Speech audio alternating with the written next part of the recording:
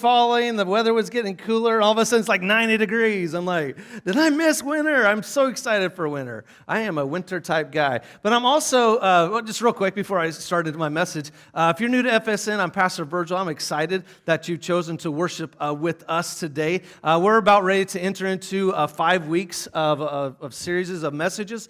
And I strongly encourage you to come every single week because I believe it's crucial for us as followers of Jesus Christ. How do we respond to culture? How do we encounter culture? How do we make a difference within culture, particularly in the political climate that we're about ready to enter into? We're already into it. And so just how do we do that as followers of Christ? And so we're taking a pause from our David series, and I've enjoyed the first 3 weeks. I'm excited for the rest of it, but for the next 5 weeks, we're going to be taking a pause and entering into this series called His Way, His Truth, His Life. And there's a pastor friend of mine, Jason Britt, out of Bethlehem, Georgia. Him and his teaching team developed this group of sermons, and he's graciously given us permission to preach these messages. And so they're not our idea; they're their idea. And but I told him as I was talking to him this week, I said, Jason, this is so timely for where we are today, and thank you so much for letting us to use these. So I want you just to think about for just a second, where would you take a vacation? Would you rather take a vacation on the beach or take a vacation maybe in nature or in the mountains? So just think about that for a second. Audience participation, you have to raise your hand, one or the other. So if you would like to take a vacation on the beach, raise your hand. I am a beach person. I love the sand. I love the waves. I love the sun. Okay. Now, how many of us are mountain people, nature people, natural parks? Wow, there's a lot more of you. Okay. And so I am kind of one of those guys. I like the outdoors. I like going to the mountains. I like the cooler weather, as I said before, but my wife is a beach person. And so our goal is, as a couple, is to see the lower 48 before she turns 48. I'm not going to tell you how old she is, but we have a few more years before we get that, but the lower 48 before she turns 48. So I'm a mountain person, she's a beach person, and I want you to just imagine just for a second that you went to the beach on vacation, whether you like it or not, you're just on vacation to the beach. The waves are coming in, they're soaking in the sun and the sand. You're not getting sunburnt because it's just perfect for you. You have the right amount of sunscreen on. This is like the wonderful vacation. Maybe you got kids or grandkids and they're playing out in the water, they're playing out in the waves, or they're throwing the football around or the frisbee. And it's just a great, relaxing time. I just wanted you to kind of be in that moment. So the next day, you get up and you go to the beach, and you notice something that's a little bit different. You see this. There we go. You see a double red flag, and you're like, what is that all about? And so you ask the lifeguard, hey, what does the double red flag mean? And you see there's no swimming sign on there. He says there's a riptide that's under the current, under the surface. And you're like, I don't see it. The waters look the same. The waves are coming in the same. You don't see anything that's going on in the surface, but the lifeguard says there is a riptide, and it's dangerous for you to go out and play in the water. If you go above your knees, you need to come back. And so there's nothing that's really going on, but you just take the lifeguard's word for it. And so they patrol the beach side, and they're blowing their whistle when people go out too far, and they come back in, and he's trying to explain to them, hey, don't go out in the water. There's a riptide. It is dangerous. A riptide is something that can sweep even the best of swimmers out into sea, and hundreds of people drowned every single year. And so he gives a warning to the people. You may not see it, but it is happening. And so for the next few weeks, our pastoral team, our teaching team is going to be the lifeguard. We're going to expose some things that we see in culture that we may sense, but we don't fully know. That we may sense, but we don't fully see. And so for the next 5 weeks, we're going to kind of pull back the curtain and say, okay, this is what's going on. We may not see it right now, but we want to expose some things in culture that as followers of Jesus Christ, how do we respond to these dangerous things that we experience and we see today?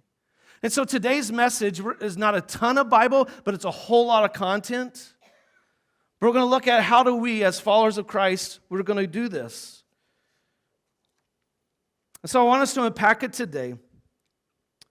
I want us to understand that collectively, I totally forgot. I got ahead of myself in my notes. No, I didn't. Where's my notes at? Oh, no, I didn't. Okay. You guys wonder if there's wondering why there's a fish up here? I'll get there later. I'm sorry. And so collectively, you and I, we live in this culture. We live in, we can't change it. It's just the way things are. Here in the United States, we live in this culture. That word culture is thrown around a lot.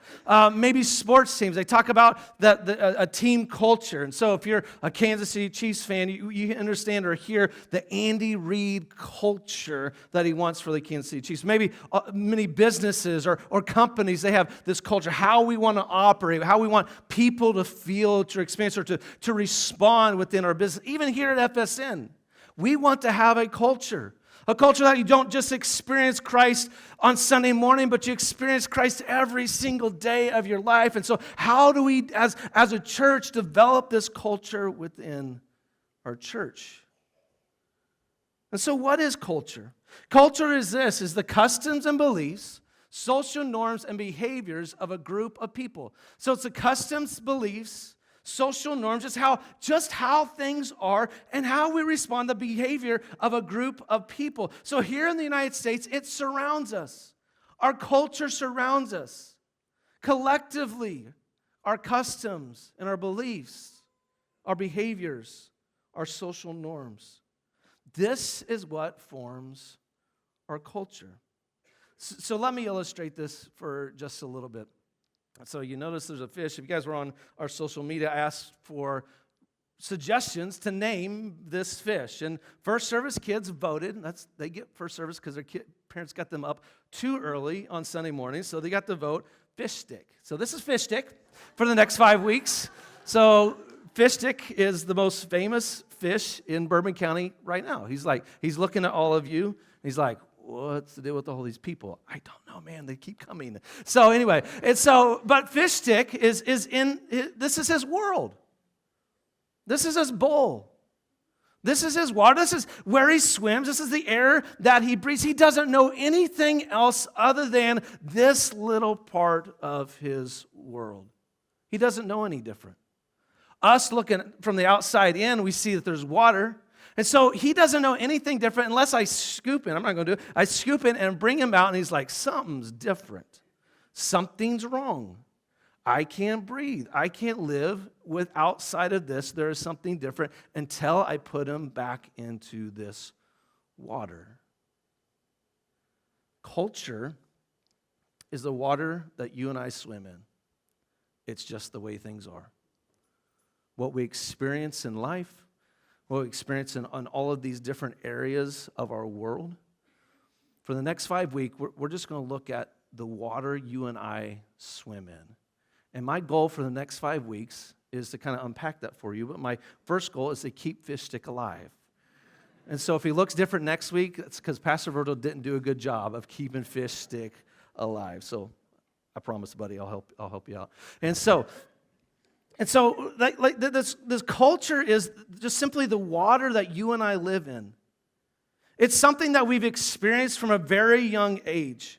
It's just the way things are. So when we talk about culture, it's the way that we live. It's the way that things are, the water that we swim in. Even if we don't believe in what it is or all these things, it's just simply the way things are. And so as culture, it's something that we sense, but maybe we just don't fully see. There's things as followers of Christ, there's this uneasiness within our spirit. We're like, something's a little bit off, but we just don't know what they are. And so I'm going to ask you a series of questions that kind of helps us kind of just process through what is the culture that we live in today. So why is it so hard for us to find peace of mind? Why is it so hard for us as people, whether we're a believer or not, to find peace of mind?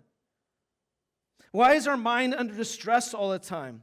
Why, as a whole in our society, mental and emotional health at the lowest it's ever been? Any research that you read will show that the rates of depression, anxiety, and self-harm are off the charts, multiplied within the last 10 years. I would suggest that it's a product of the culture we live in. Why do I feel this tug of war between right and wrong in our lives? Like we want to do things different, we want to live different, but sometimes I just want to be happy.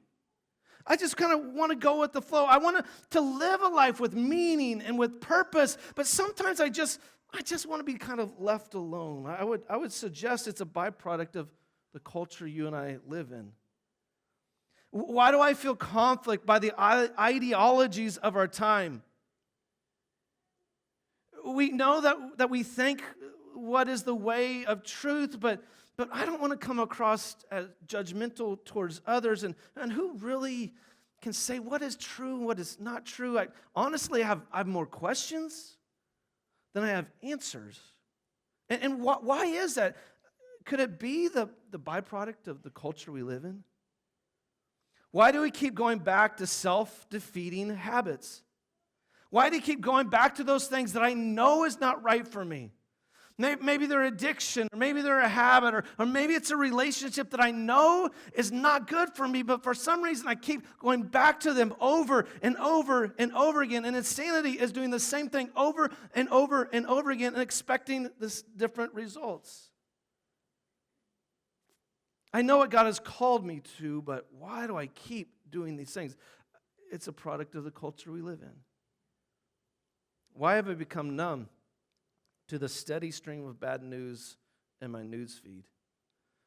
Why is it that things that used to break my heart doesn't break my heart anymore?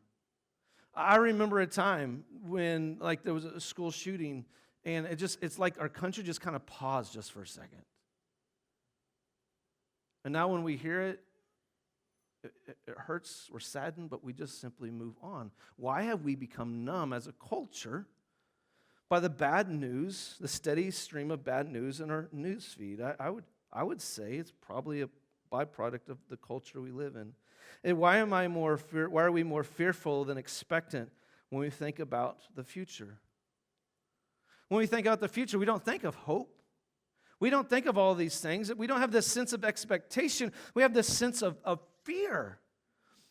Like what's going to go on next? And I would say as a culture, we don't have this expectant heart that things are going to get better, things are good. We have fear in our hearts. And why is it? It's because of the water we swim in. It's culture. And so as a church, as followers of Christ, we can sense it, but we don't fully see. And so in these troubling questions, I want us to hear the hope of Jesus. So if you have your Bibles this morning, go ahead and turn to John chapter 14. John chapter 14. Again, if you're new to FSN, there should be a Bible right in front of you, and you'll find John chapter 14 on page 736. We want you to follow along. The main text will not be on the screen, but we want you to follow along with us today. And so for the next few weeks, we're going to camp in John chapter 14. How do we live in this culture, but also keep our focus on Jesus? How do we live on this earth, but still yet have an eternal mindset? We sense it, but we don't fully know it. We don't fully see it. We know there's something new for us, but we don't truly know what it is. So John chapter 14, Jesus is talking to his disciples. In verse 1 it says this, "Do not let your hearts be troubled. You believe in God, believe also in me." I want to stop for a second. Disciples had a reason for their hearts to be troubled. If you look back at John chapter 13, Jesus had just met with them at their last meal. They didn't know it yet, but this was their last meal with them. And he said, one of you are going to betray me. One of you are going to deny me, and I'm about to leave. So all of their assumptions about Jesus and the life that they were going to live with him, what was blown out of the water, things were going to be different. Jesus was challenging their assumptions. And they were thinking, how is life going to be? That the way that life was headed was not necessarily the way things were going to be afterwards. And I want us to fully understand is that Jesus never promised that we wouldn't experience troubles in our life. or that we would live a trouble-free life. Jesus has never promised that. Man, if you think coming to Christ that all your troubles are going to be Jesus never said that. He never said we was going to have a trouble-free life, but he did promise that we could have an untroubled heart in this troubled world. That we can have an untroubled heart in a troubled life. Then Jesus goes on, my Father's house has many rooms. If that were not so, I would have told you. Then I'm going there to prepare a place for you. And if I go and prepare a place for you, I will come back and take you to be with me, that you also may be where I am. You know the way to the place where I'm going. So how Jesus turns their troubled life to an untroubled heart, he talks about, and he turns their focus on eternity. He says, I'm going to prepare a place for you. He turns their mindset from the temporary to the eternal. You see, the waters that you and I swim in, they're just temporary. They're not eternal. They're what is here and now. And the only time that you and I in culture and society think about the eternal is when we go to a funeral, or maybe someone that we loved, or a family member passes away. That's really the only time as a culture that we think about the eternal. But as followers of Christ, we have to have an eternal mindset. And eternity isn't something that we get when we get over there, when we cross the threshold of eternity. But eternity as followers of Christ can be something we experience right now. The life of Christ is a life of eternity. Then Thomas asks a really good question. He says, Lord, we don't know where you're going. How can we know the way? How do we get there? What's the path? And Jesus answered, I am the way, the truth, and the life. And no one comes to the Father except through me. So in the midst of this troubling news, one's going to betray me, one's going to deny me, and I'm about ready to leave. What the disciples' or assumptions were challenged, Jesus brings clarity to their reality. Jesus didn't say that he would show us a way. He said, I am the way. Jesus didn't promise to teach us a new truth. Jesus says he is the truth. Jesus didn't offer us the secret to life. He says this, he is the life. And in the Gospel of John, Jesus makes 7 I am statements. Jesus saying, this is who I am. If you want to know who I am, I am. And in this passage, he says, I am the way, I am the truth, I am the life. And this statement is in direct contradiction to what we experience in culture. Complete opposite of what we see and we feel in culture. Remember, culture is this, the customs and beliefs, social norms, and behaviors of a group of people. You see, on one hand, it's easy to nod in agreement and to say amen in here that Jesus is the way, the truth, and the life, but then it's not so easy to live it out there. That when we go to our jobs or schools or hang out with our friends on Monday, and those things that we're constantly surrounded by things that are in direct contradiction of what Jesus says, it's not easy to live that way, of Jesus being the way, the truth, and the life. And so let's just get real practical for just a little bit. Practical applications of John chapter 14, verse 6. It says this, I'm wandering around. I don't know where to go. I'm lost. I don't know what's going on. Jesus says, Jesus is the way. That is a bold statement, I am the way. Not one of the ways. He says he is the way. I'm confused, and I just don't know what to think. What is truth? Where is truth? Jesus says he is truth. Anything outside of him isn't truth. He's not a self-help truth. He is the truth. I'm dead inside. And I don't know if I can keep going on. Jesus is the life. I'm numb. Where is purpose? Where is meaning? Where is life? And Jesus says, I am life. And so I want us to get this. These aren't like piddly statements. These aren't metaphors that Jesus is trying to teach us. These are bold claims. And the thing is that you and I, we have to do something about this. We have to respond to what Jesus says. We have to examine it and we have to consider it. We can't gloss it over or dismiss it. We have a choice to make. Is Jesus the way, the truth, and the life, or am I going to choose a different way, truth, or life? And so for a moment, I want to just kind of just pull back the curtain. I want to expose maybe the water that you and I live in, of what we sense but we don't fully see, maybe to expose some things and bring things to light. So there's 4 words that I want us to examine this morning. And you've probably heard of them, but you probably don't use them in your everyday language. And if you do, you're way smarter than I am. These words are this: is pluralism, relativism, secularism, expressive individualism. I did that a lot better than I did first service. I want you to say this with me: pluralism, relativism. Okay, the audience participation. Here we go. Ready? Pluralism, relativism, secularism, expressive individualism. And you're like, why are we talking about those words? Well, let me unpack some things just a little bit. So pluralism is a word that describes the acceptance and coexistence of diverse beliefs, cultures, and ideologies within a society. It emphasizes that different groups have different beliefs and way of thinking, and they can coexist or peacefully interact with one another. And I would say that overall that thought is okay, it's good. Essentially, that there's different thoughts, different beliefs, and different customs that can live peacefully with one another. And on the surface, that sounds good. But when you throw in relativism, it's simply the view that truth and morality and knowledge are not absolute or universal, but rather dependent on individuals' perspective. That there is no objective, overarching standard to evaluate beliefs or values.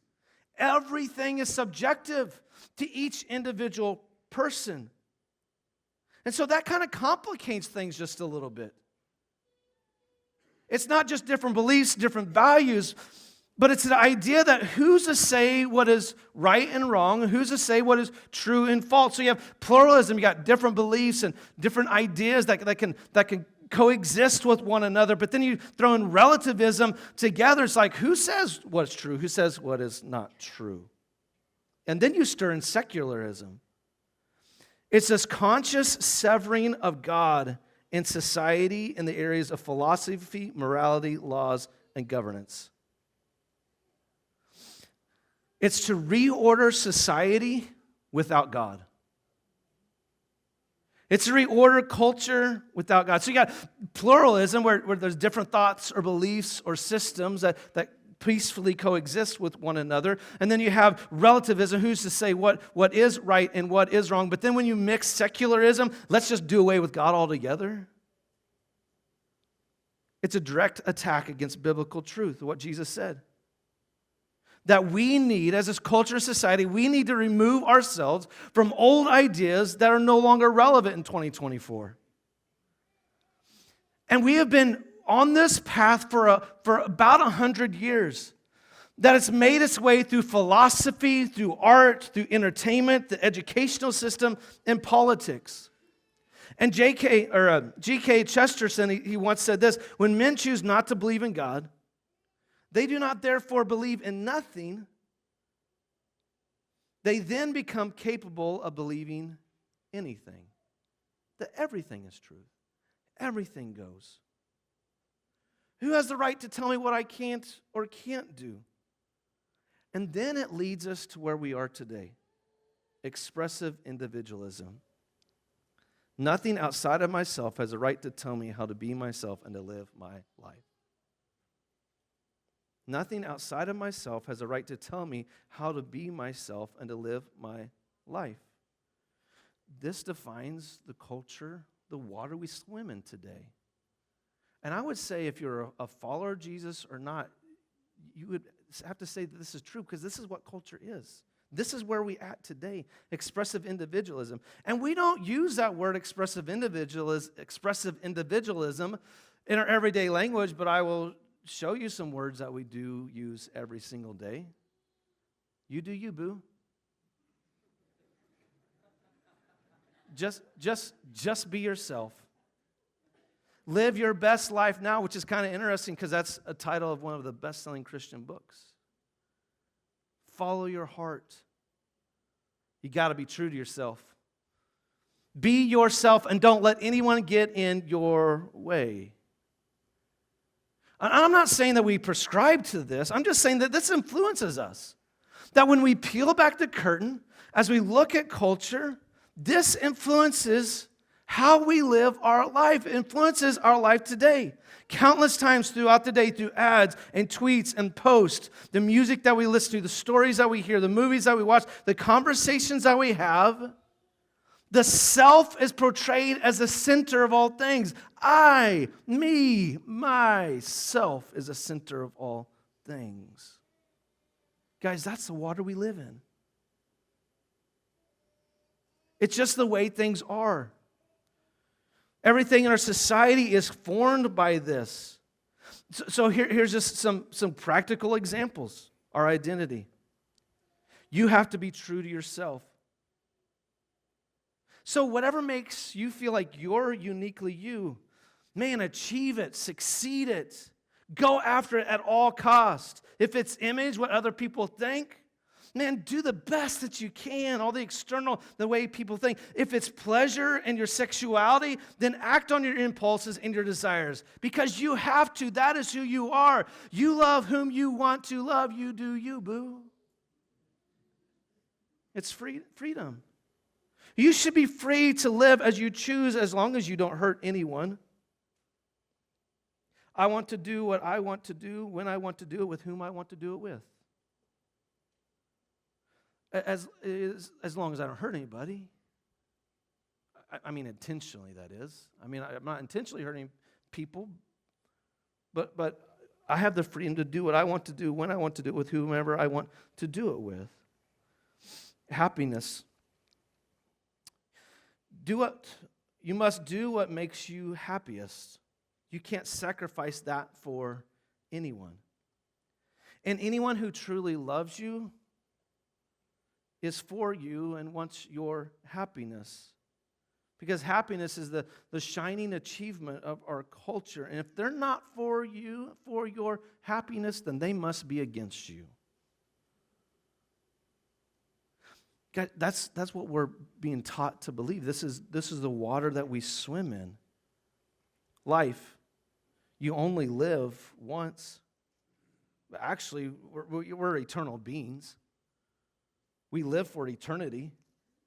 And we're going to talk about this in the next couple of weeks. But when we attest to this ideology that we only live once, that we get all that we can, and the impulses and however I feel in the moment, I'm going to do that. And when you and I attest to this idea, and we're going to unpack this next week, what do we do with suffering?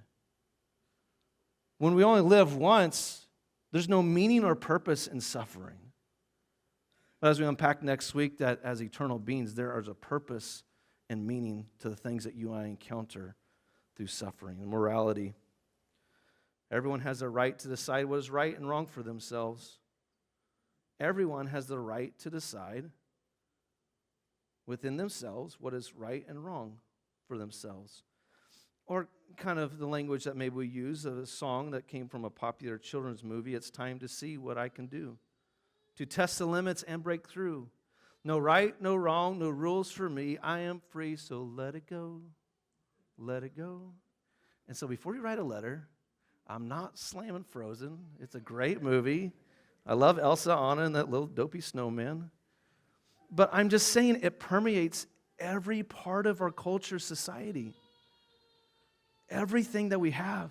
It is the waters that we live in. It is the culture. The center of it is self. That it's me, and it's in our everyday language. There's hundreds of words that start with self. Self-esteem, self-confidence, self-image, self-promotion, self-gratification, self-motivation, self-help, self-pity, self-centered, self-indulged, and self-righteous. And I'm just naming a few all throughout our language. We have words that point back to who? Yourself. So in the waters that we live in, the culture that says that you have to be true to yourself, that you decide what is true for you, Don't let anyone else tell you how to live your life. I have a question for you. How's that going? I mean, honestly, whether you're a believer or not, looking at our culture, the water that we swim in, we attest to all of these ideologies, I have to ask, look around. How is it going? Not well. We're not getting better.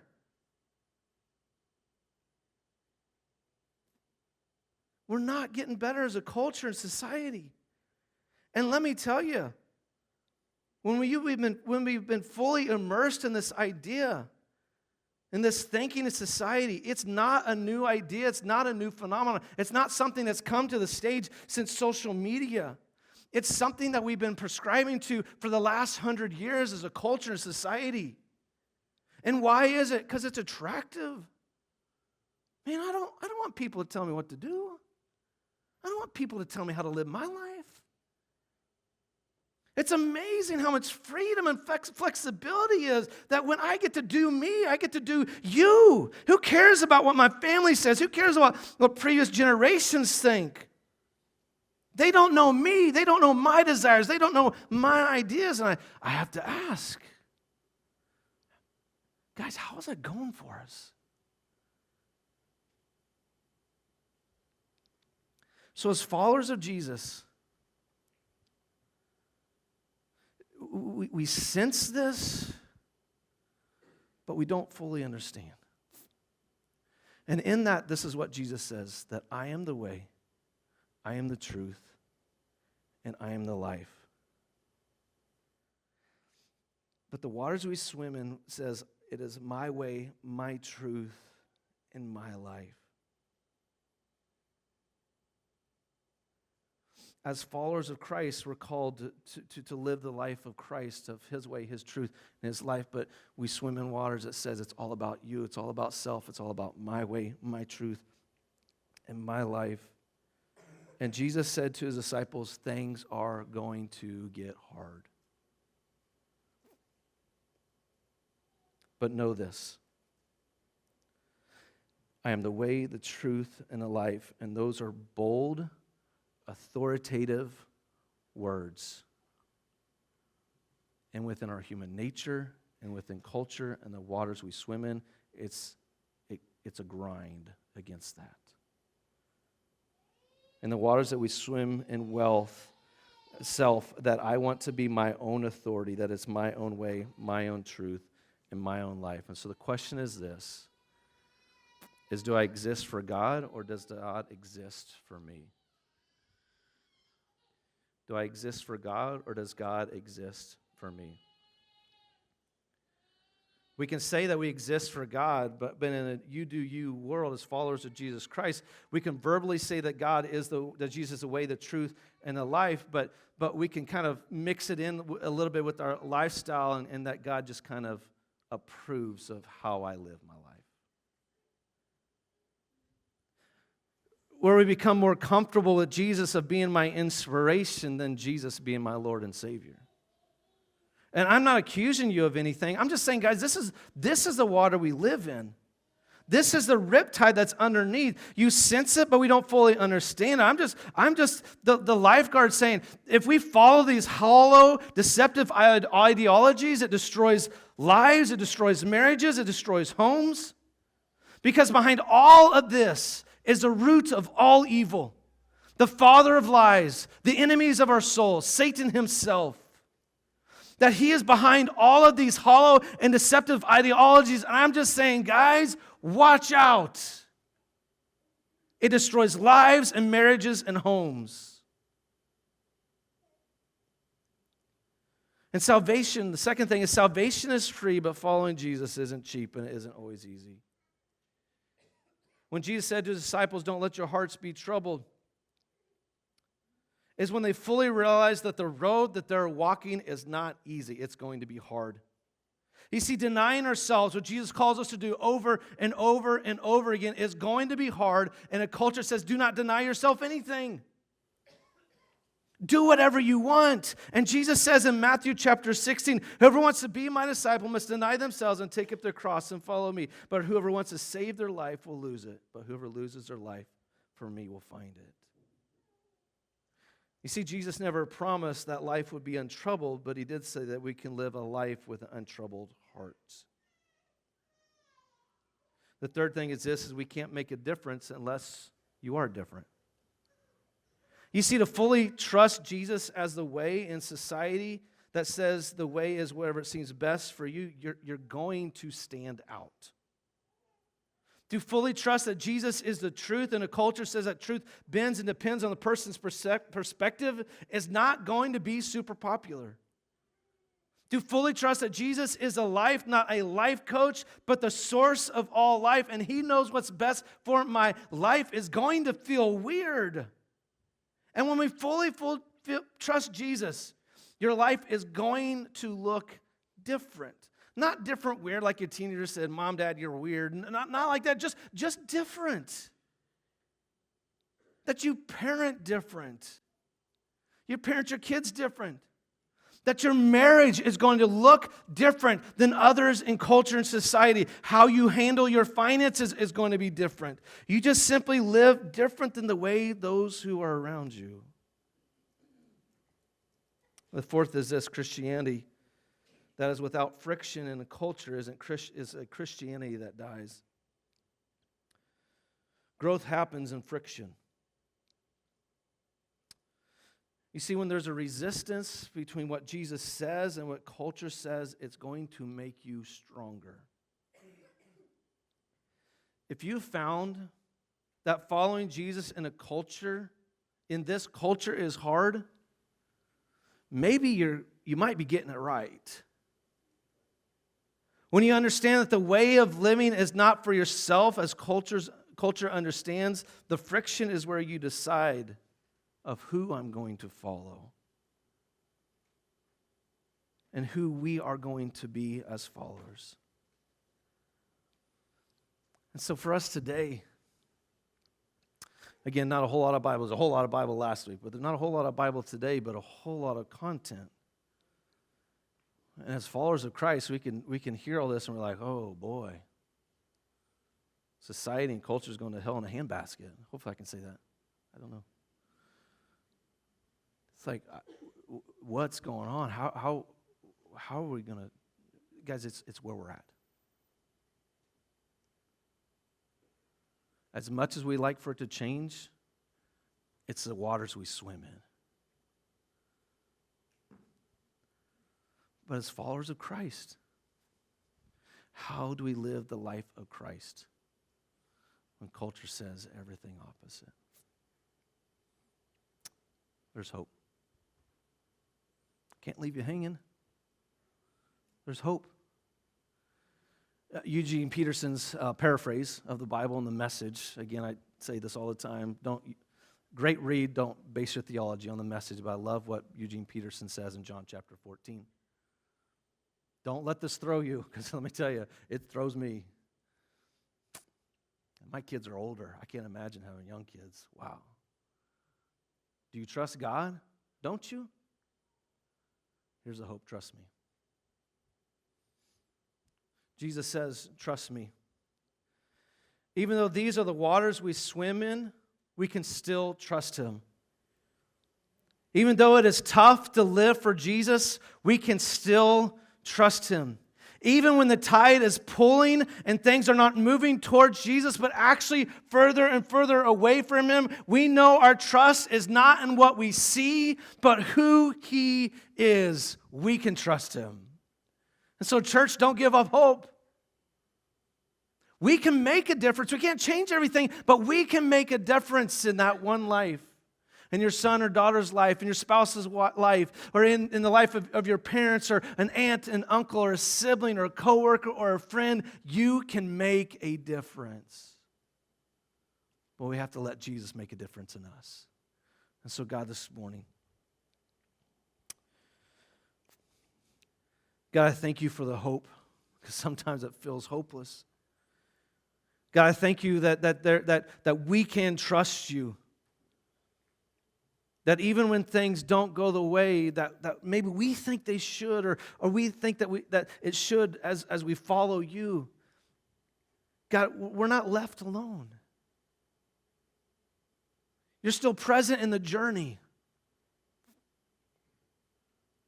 God, that we step into this world, that we deny ourselves in a world that says don't deny yourself of anything. God, we can still follow you. And so, God, there's hope. Maybe for you today. Maybe today for you is a day that changes your life, that you say, God, I trust you. I trust Jesus. I put my hope in him. I no longer follow my way, my truth in my life. I follow Jesus Christ, his truth, his way, his truth in his life. God, I surrender my life to you.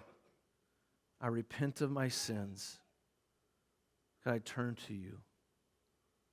Man, if that's you today, I just encourage you to say yes to Jesus, because he can radically transform your heart. That in this troubled world, we don't have to live trouble. And so, God, I thank you for today. I thank you for your truth and your hope. In your Son's incredible name that we pray, in Jesus' name.